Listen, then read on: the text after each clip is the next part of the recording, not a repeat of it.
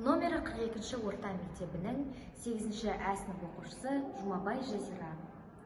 Мұқағали Мақатаев. Бүгін менің туылған күнім. Бүгін менің туылған күнім ойбалай.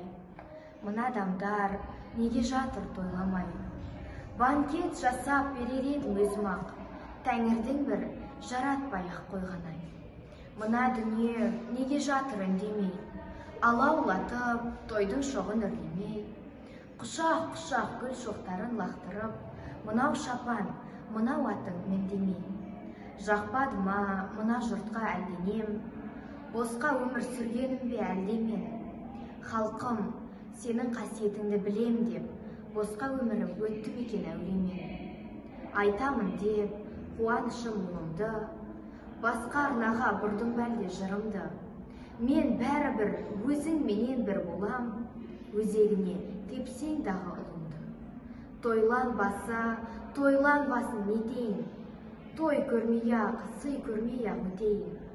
Қаламымды берші маған бәйбіше, болашаққа арыз жазып кетейін.